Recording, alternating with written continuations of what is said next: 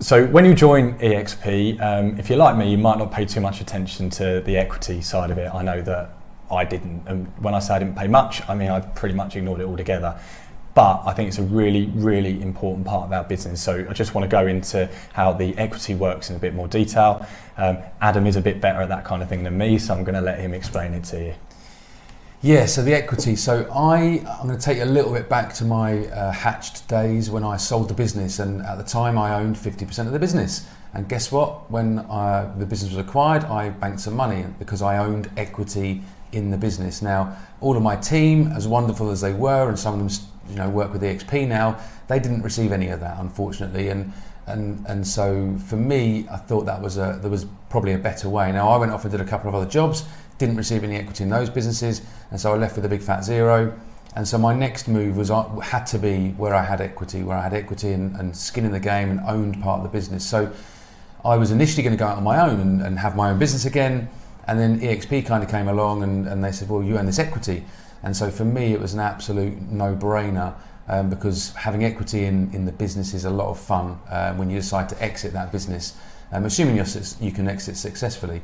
So the way the model works with EXP is we pay you in equity, gifted shares. These are not options; these are gifted shares on various accomplishments. So the 3 accomplishments are when you sell your first house every year, when you cap, if you cap, and if you bring an agent into the business who sells their first house. We gift you shares, and those shares vest for 3 years, which means you can't cash out for 3 years.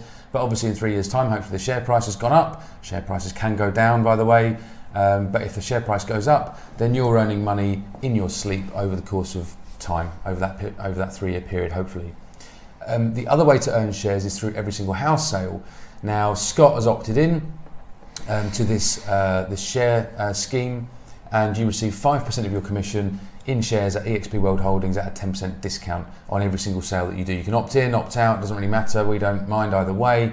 Scott's opted in on this, and that's a really powerful way to be saving up money over the course of time and potentially have an exit in the future. Yeah, and I mean, I know from talking to agents that equity isn't something necessarily in the UK we think about too much, and that's because it's not commonplace particularly. But also know, I look back now and by chance I agreed to the 5% because I thought, well, I'm probably only going to spend it anyway, so it might as well go somewhere where I can't access it quite so easily, know my spending habits. And over the last few years, I mean, I didn't even check my shares for the first 12 months. I didn't even log in to check what they were worth.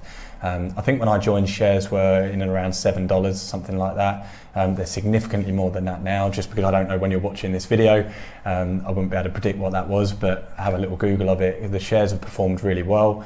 Yes, shares can go up and down, but I'm in it for the long term. So I'm hoping that when I come to exit one day, if I contribute 5% a year, which is an amount of money I don't necessarily miss, hopefully that'll add up to a really nice nest egg when or should I ever exit EXP.